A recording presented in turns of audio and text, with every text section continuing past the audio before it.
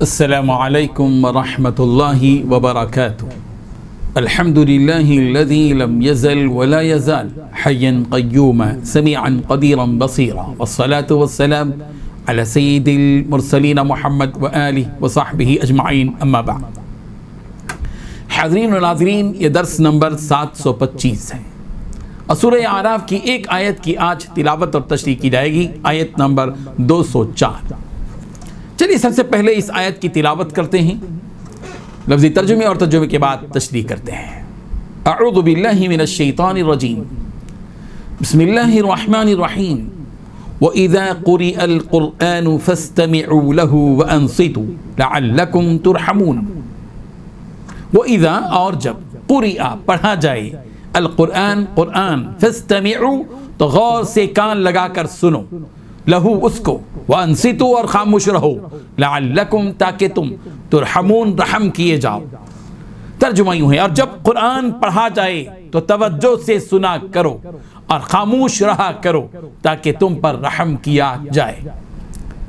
اس آیت میں تین باتیں بتائی گئی ہیں۔ پہلی بات، جب قرآن مجید پڑھا جائے تو اس کو کان لگا کر سنو، اور دوسری بات، اور خاموش رہو، اور تیسری بات، تاکہ تم پر رحم کیا جائے۔ بزرگان محترم، دنیا میں ہزاروں کتابیں ہیں جنہیں پڑھا بھی جاتا ہے، سنا بھی جاتا ہے، لکھا بھی جاتا ہے، مگر ایک کتاب ایسی ہے جس کتاب کا پڑھا جانا اور سنا جانا، لکھا جانا دنیا کی دیگر تمام کتابوں سے بالکل جدا گانا ہے۔ اس آفاقی کتاب کا نام قرآن مجید فرقان حمید ہے، جس کو لاپرواہی اور بے اعتنائی کے ساتھ نہ پڑھنا درست ہے اور نہ ہی سننا درست ہے اور نہ ہی لکھنا درست ہے۔ جب بھی یہ آفاقی کتاب پڑھی جائے گی تو پوری ایک سوئی، دلچسپی، طلب، تڑپ، جستجو، لگن، عقیدت اور محبت کے ساتھ پڑھی جائے، اور جب اس کتاب کو سنا جائے تو پوری سنجیدگی، یکسوئی، دلچسپی، توجہ اور خاموشی کے ساتھ سنا جائے، اور نہ صرف سنا جائے بلکہ غور سے سنا جائے۔ جب یہ کتاب پڑھی جائے تو اپنی قوت سماعت کو جھونک دیا جائے اس کتاب الہی کو سننے کے لیے، اور اس قدر غور سے سنا جائے اس کتاب کو کہ باقی ساری آوازیں اس آواز کے سامنے ہیچ ہو جائے۔ اس کتاب مقدس کو اس طرح سنا جائے کہ اس کی آیتوں کو سمجھ بھی رہے ہوں، اس کی نصیحتوں سے سبق بھی حاصل کر رہے ہوں۔ اس کتاب الہی کو جب بھی کسی کے سامنے پڑھا جائے گا، سننے والے کا کام یہ ہوگا کہ دوسری تمام باتوں کے سننے سے اپنے آپ کو دور رکھے گا اور سکون اور خشوع و خضوع سے اس کتاب مقدس کو سنے گا، اور ان آیات کو سنتے ہوئے، ان کے معانی کو سمجھتے ہوئے، اس کے مطلب پر تدبر و تفکر کرتے ہوئے اس مقصد تک پہنچ جائے جس مقصد سے یہ کتاب اتاری گئی ہے۔ اس کتاب الہی کو اس طرح سنا جائے کہ یہ سننا اللہ کی رحمت کو اس پر واجب کر دے جو یہ کتاب سن رہا ہے۔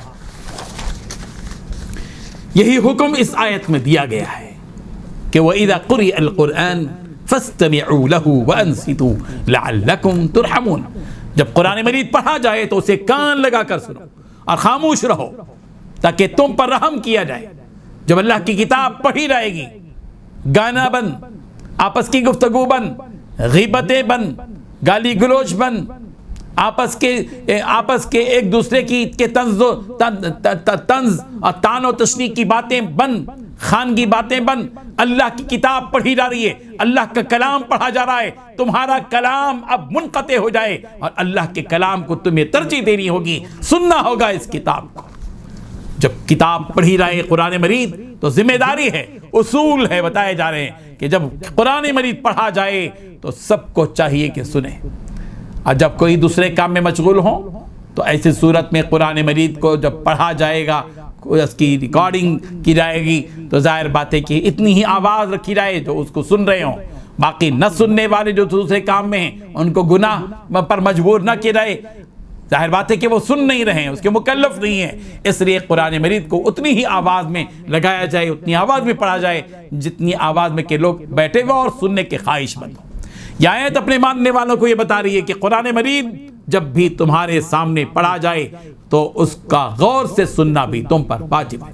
اور قرآن مجید کو سننے کے لیے تمہاری خاموشی بھی واجب ہے، چاہے قرآن مجید کا یہ پڑھا جانا نماز میں ہو یا عام اوقات میں ہو۔ جس جگہ بھی قرآن مجید پڑھا جائے گا اور جس ماحول میں بھی قرآن مجید پڑھا جائے گا وہاں غور سے سننے کا اور خاموشی کا ماحول بنانا ضروری ہوگا۔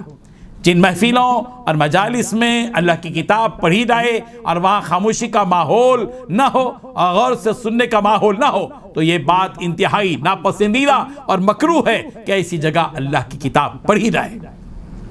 حضرت ابو ہریرہ رضی اللہ عنہ سے مروی ہے، رسول رحمت صلی اللہ علیہ وسلم نے ارشاد فرمایا، جس نے اللہ کی کتاب کی کوئی ایک آیت بھی غور سے سنی اس کو کئی گنا نیکیاں دی جائیں گی، لکھی جائیں گی، اور جو اللہ کی کتاب کی کسی ایک آیت کی تلاوت کرتا ہے تو وہ تلاوت اس کے لیے قیامت کے دن نور ہوگی۔